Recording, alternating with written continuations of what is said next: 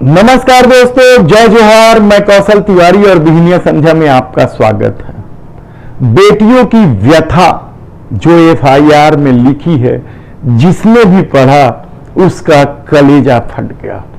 जिसने भी सुना वह स्तब्ध रह गया कि इस देश की सत्ता आखिर कर क्या रही है।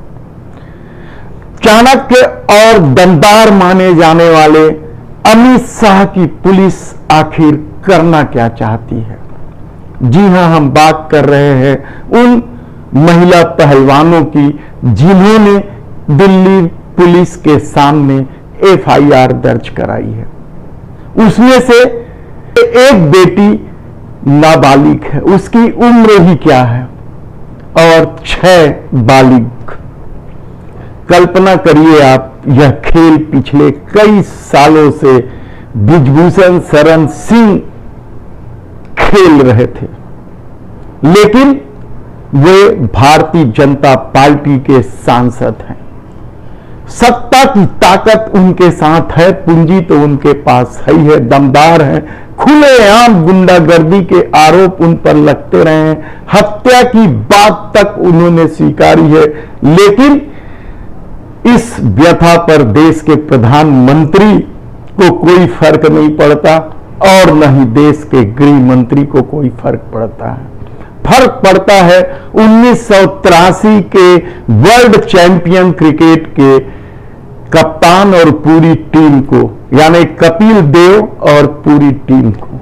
वीरेंद्र सहवाग को फर्क पड़ता है, और भी पूरे देश भर के, चाहे नीरज चोपड़ा हो, जितने भी इस देश को सम्मान दिलाने वाले खिलाड़ी हैं, सबका कलेजा फट जाता है। लेकिन देश की मोदी सरकार को कोई फर्क नहीं पड़ता, बल्कि वह नौटंकी करते नजर आती है कि बृजभूषण शरण सिंह, तुम अनर्गल बयानबाजी करना बंद कर दो।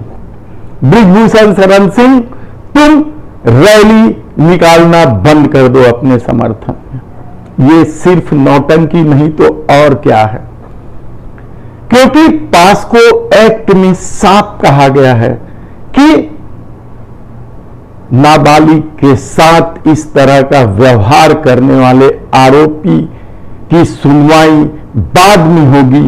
पहले 24 घंटे के अंदर उन्हें गिरफ्तार कर लिया जाए, जांच वांच होती रहेगी। लेकिन वो बृजभूषण शरण सिंह है। इससे भी इतर सबसे बड़ी बात तो ये है कि मोदी सरकार अपने को धर्म के आधार पर खड़ा करने वाली सरकार है। ऐसे में धर्म के नाम पर अधर्म का खेल लंबे समय से चल रहा है। विधायक प्रदीप सेंगर का नाम जब गैंगरेप के आरोप में सामने आया, तब भी उसे बचाने की कोशिश की गई, लेकिन जब हल्ला मचा तो वह गिरफ्तार हुआ। स्वामी चिन्मयानंद पर भी इसी तरह के आरोप लगे, लेकिन तब भी सत्ता उसे बचाने की कोशिश करते रही। कठुआ में नाबालिग बच्चियों के साथ बलात्कार किए गए, उसके भी आरोपी की विजय जुलूस निकाली गई और सम्मानित किया गया। बिल्किस बानो के बलात्कारियों को भी सम्मानित किया गया।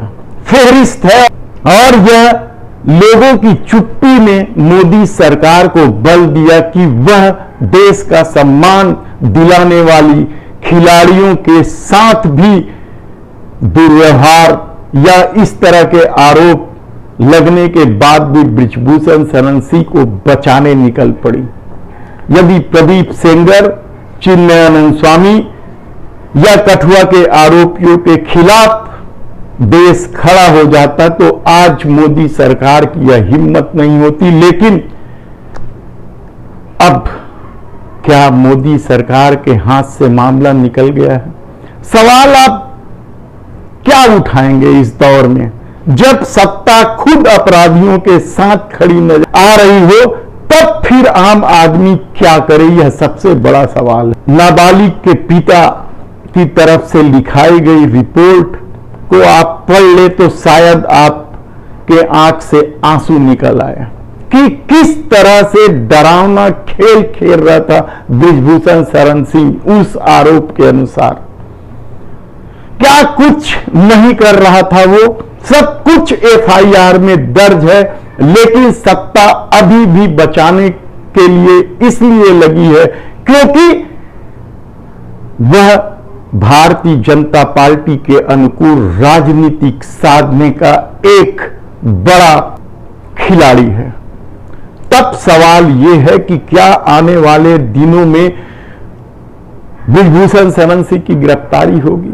हम लगातार कह रहे हैं कि किस ढंग से सीना ठोक कर बृजभूषण शरण सिंह खिलाड़ियों को धमका रहे हैं, उनकी बातों का जवाब दे रहे हैं।